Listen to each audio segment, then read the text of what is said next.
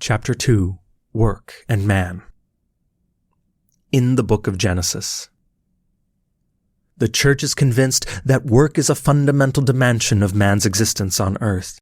She is confirmed in this conviction by considering the whole heritage of the many sciences devoted to man: anthropology, paleontology, history, sociology, psychology, and so on. They all seem to bear witness to this reality in an irrefutable way. But the source of the Church's conviction is above all the revealed Word of God, and therefore what is a conviction of the intellect is also a conviction of faith. The reason is that the Church, and it is worthwhile stating it at this point, believes in man.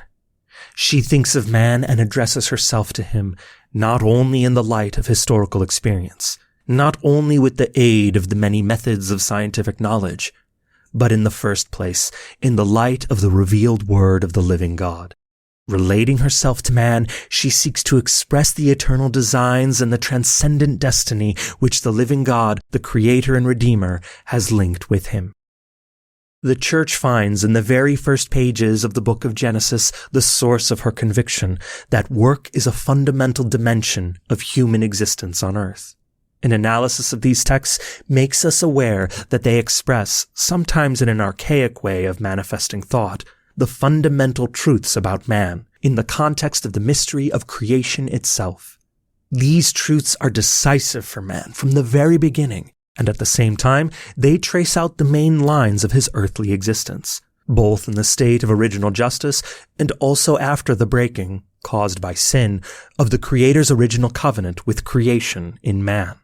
When man, who had been created in the image of God, male and female, hears the words, "Be fruitful and multiply, and fill the earth and subdue it," even though these words do not refer directly and explicitly to work, beyond any doubt, they indirectly indicate it as an activity for man to carry out in the world.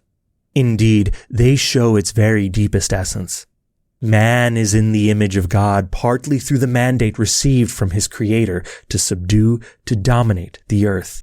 In carrying out this mandate, man, every human being, reflects the very action of the Creator of the universe. Work understood as a transitive activity, that is to say, an activity beginning in the human subject and directed towards an external object, presupposes a specific dominion by man over the earth.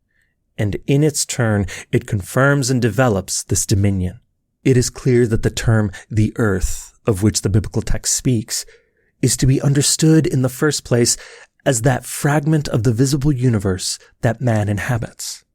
By extension, however, it can be understood as the whole of the visible world insofar as it comes within the range of man's influence and of his striving to satisfy his needs.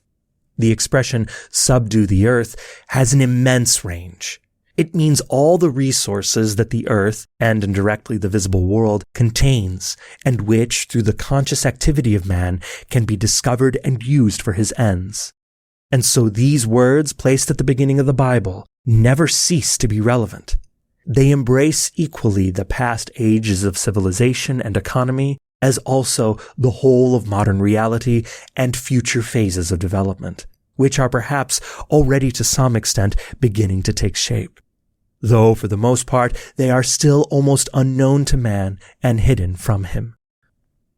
While people sometimes speak of periods of acceleration in the economic life and civilization of humanity or of individual nations, linking these periods to the progress of science and technology, and especially to discoveries which are decisive for social and economic life, at the same time, it can be said that none of these phenomena of acceleration exceeds the essential content of what was said in the most ancient of biblical texts. As man, through his work, becomes more and more the master of the earth, and as he confirms his dominion over the visible world, again through his work, he nevertheless remains in every case and at every phase of this process within the Creator's original ordering. And this ordering remains necessarily and indissolubly linked with the fact that man was created as male and female in the image of God. This process is at the same time universal.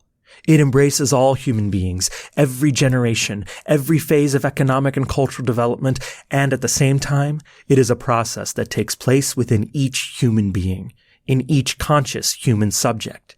Each and every individual is at the same time embraced by it. Each and every individual, to the proper extent and in an incalculable number of ways, takes part in the giant process whereby man subdues the earth through his work. Work in the objective sense, technology. This universality, and at the same time, this multiplicity of the processes of subduing the earth, throw light upon human work, because man's dominion over the earth is achieved in and by means of work. There thus emerges the meaning of work in an objective sense, which finds expression in the various epochs of culture and civilization. Man dominates the earth by the very fact of domesticating animals, rearing them, and obtaining them from the food and clothing he needs, and by the fact of being able to extract various natural resources from the earth and from the seas. But man subdues the earth much more when he begins to cultivate it and then to transform its products, adapting them to his own use. Thus, agriculture constitutes, through human work, a primary field of economic activity and an indispensable factor of production. Industry, in its turn, will always consist in linking the earth's riches, whether nature's living resources or the products of agriculture, or the mineral or chemical resources, with man's work, whether physical or intellectual. This is also in a sense true in the sphere of what are called service industries, and also in the sphere of research, pure or applied. In industry and agriculture, man's work has today in many cases ceased to be mainly manual, for the toil of human hands and muscles is aided by more and more highly perfected machinery. Not only in industry, but also in agriculture, where we are witnessing the transformations made possible by the gradual development of science and technology. Historically speaking, this, taken as a whole, has caused great changes in civilization, from the beginning of the industrial era to the successive phases of development through new technologies, such as the electronics and the microprocessor technology in recent years. While it may seem that in the industrial processes it is the machine that works and man merely supervises it, making it function and keeping it going in various ways, it is also true that for this reason industrial development provides grounds for reproposing in new ways the question of human work. Both the original industrialization that gave rise to what is called the worker question and the subsequent industrial and post-industrial changes show in an eloquent manner that, even in the age of ever more mechanized work, the proper subject of work continues to be man. The development of industry and the various sectors connected with it, even in the most modern electronics technology, especially in the fields of miniaturization, communications, and telecommunications, and so forth, shows how vast is the role of technology, that ally of work that human thought has produced, in the interaction between the subject and object of work, in the widest sense of the word. Understood in this case not as a capacity or aptitude for work, but rather as a whole set of instruments which man uses in his work, technology is undoubtedly man's ally. It facilitates his work, perfects, accelerates, and augments it. It leads to an increase in the quantity of things produced by work, and in many cases improves their quality. However, it is also a fact that, in some instances, technology can cease to be man's ally and become almost his enemy, as when the mechanization of work supplants him, taking away all personal satisfaction and the incentive to creativity and responsibility, when it deprives many workers of their previous employment, or when, through exalting the machine, it reduces man to the status of its slave. If the biblical words subdue the earth addressed to man from the very beginning are understood in the context of the whole modern age, industrial and post-industrial, then they undoubtedly include also a relationship with technology, with the world of machinery which is the fruit of the work of the human intellect and a historical confirmation of man's dominion over nature. The recent stage of human history, especially that of certain societies, brings a correct affirmation of technology as a basic coefficient of economic progress.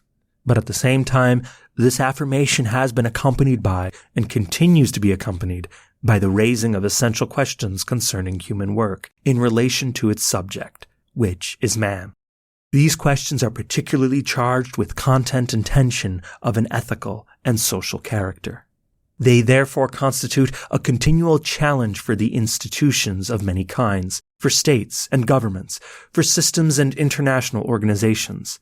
They also constitute a challenge for the Church. Work in the subjective sense. Man is the subject of work.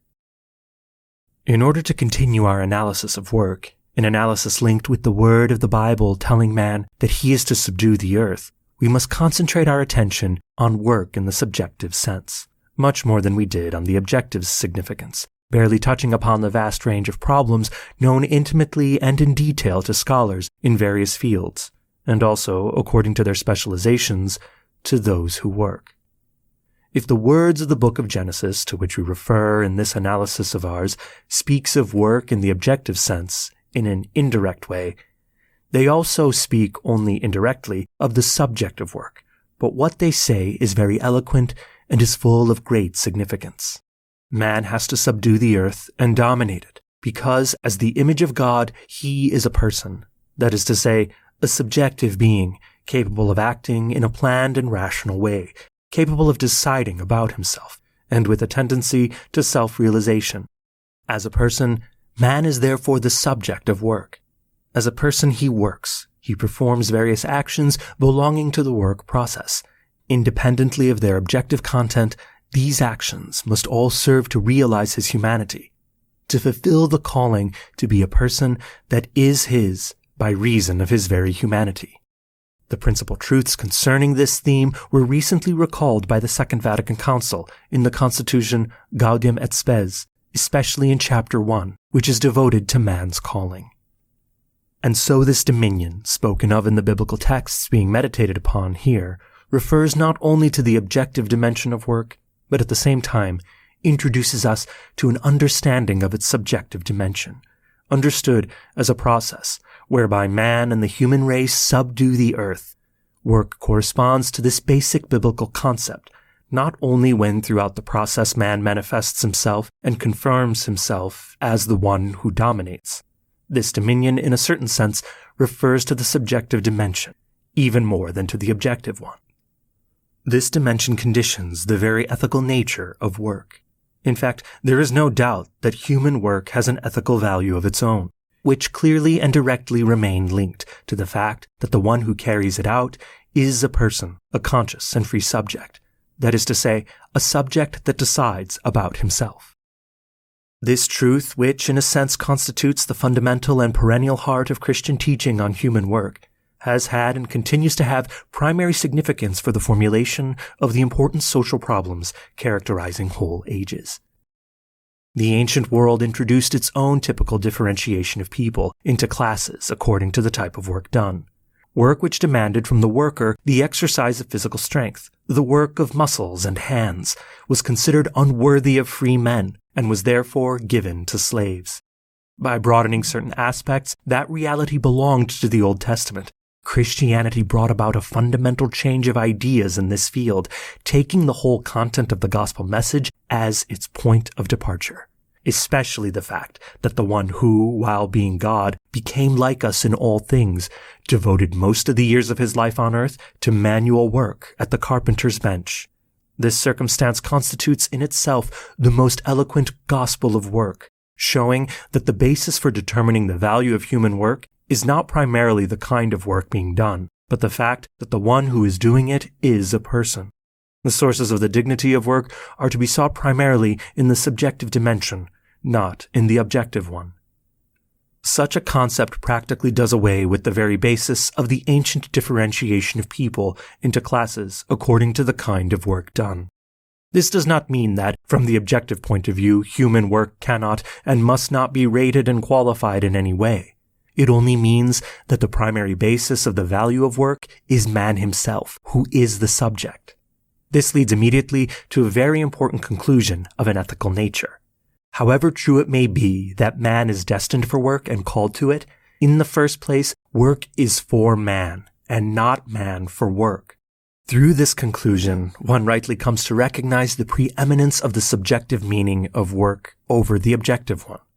Given this way of understanding things, and presupposing that different sorts of work that people do can have greater or lesser objective value, let us try nevertheless to show that each sort is judged above all by the measure of the dignity of the subject of work, that is to say, the person, the individual who carries it out. On the other hand, independently of the work that every man does, and presupposing that this work constitutes a purpose, at times a very demanding one, of his activity, this purpose does not possess a definitive meaning in itself. In fact, in the final analysis, it is always man who is the purpose of the work, whatever work it is that is done by man, even if the common scale of values rates it as the merest service, as the most monotonous, even the most alienating work. A threat to the right order of values. It is precisely these fundamental affirmations about work that always emerged from the wealth of Christian truth, especially from the very message of the gospel of work, thus creating the basis for a new way of thinking, judging, and acting. In the modern period, from the beginning of the industrial age, the Christian truth about work had to oppose the various trends of materialistic and economistic thought. For certain supporters of such ideas, work was understood and treated as a sort of merchandise that the worker, especially the industrial worker, sells to the employer, who at the same time is the possessor of the capital, that is to say, of all the working tools and means that make production possible.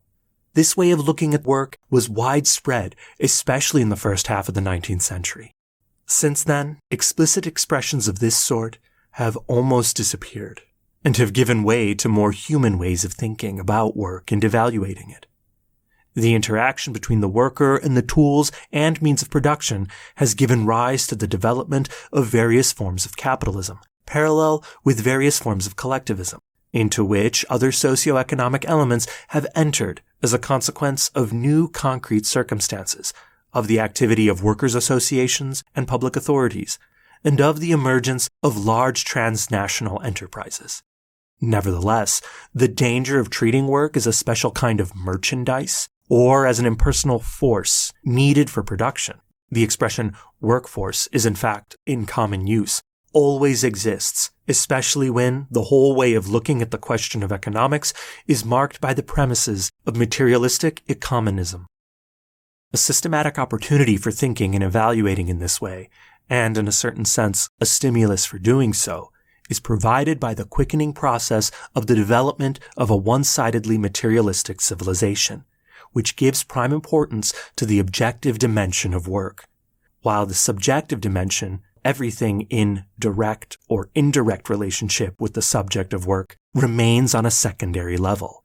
In all cases of this sort, in every social situation of this type, there is a confusion, or even a reversal of the order laid down from the beginning of the words of the book of Genesis. Man is treated as an instrument of production, whereas he alone, independently of the work he does, ought to be treated as the effective subject of work, and its true maker and creator.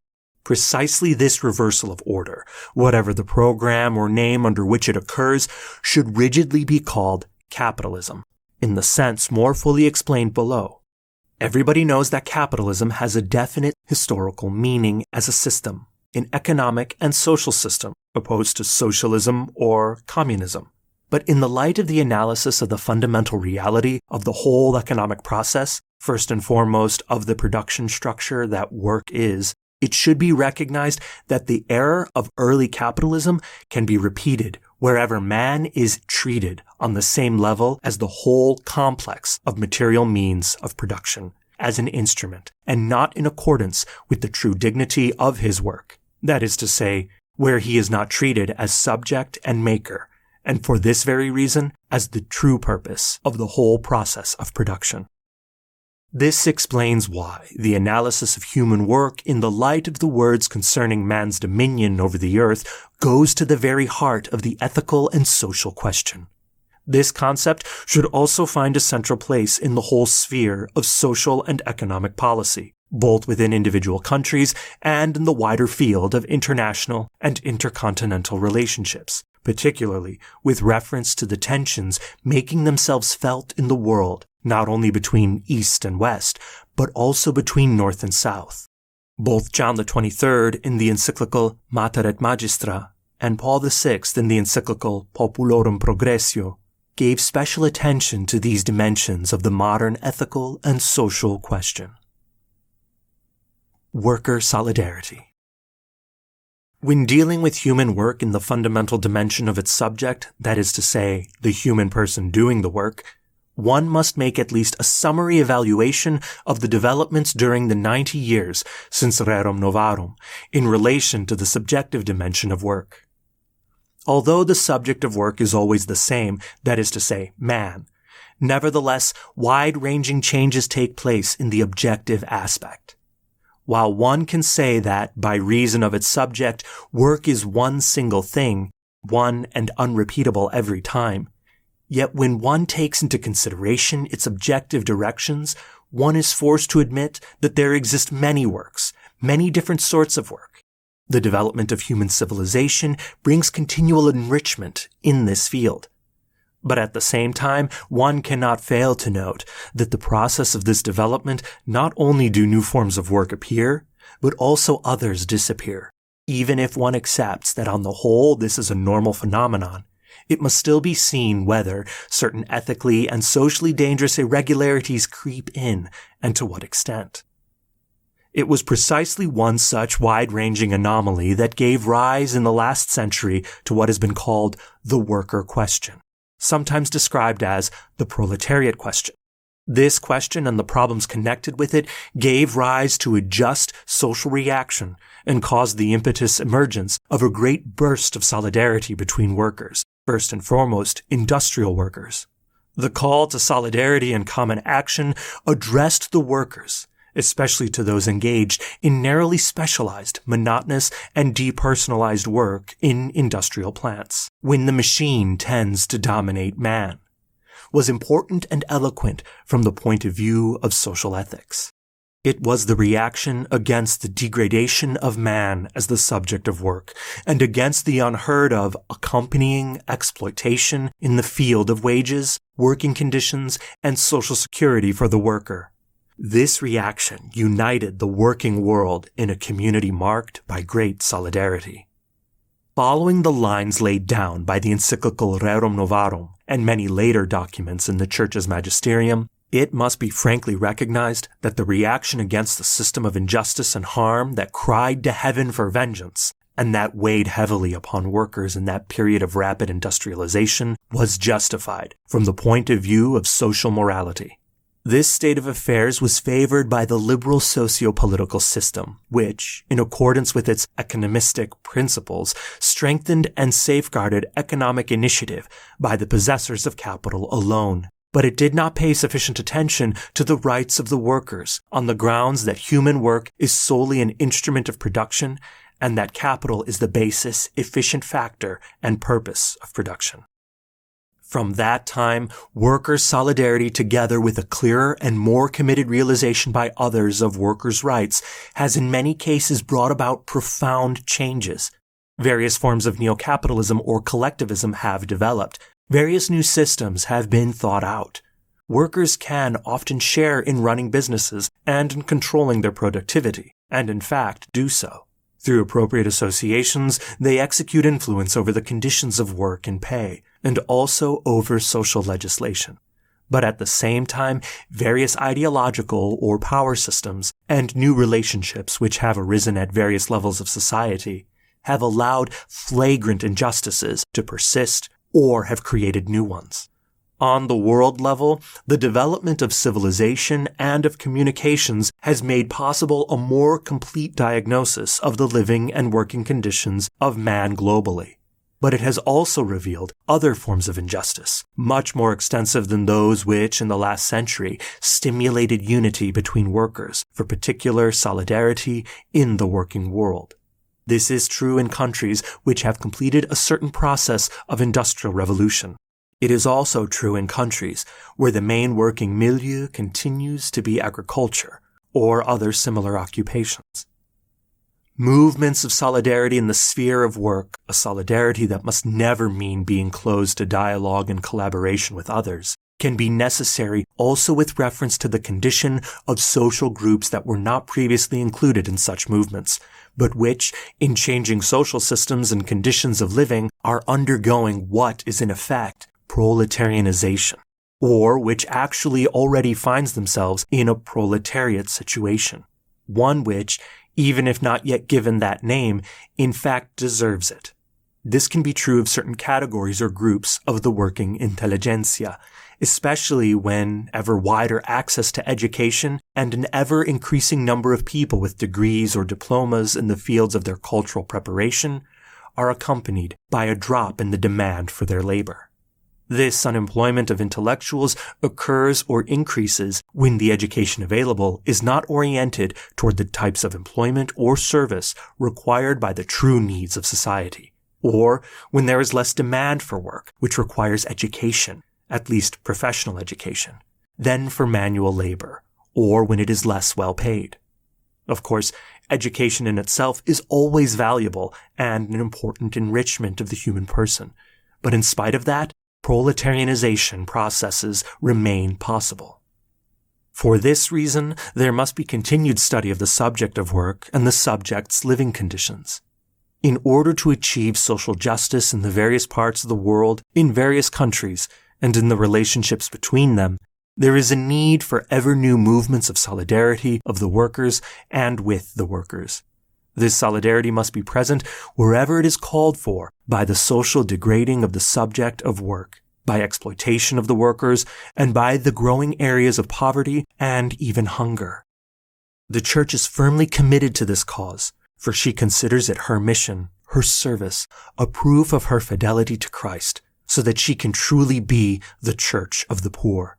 And the poor appear under various forms. They appear in various places and at various times.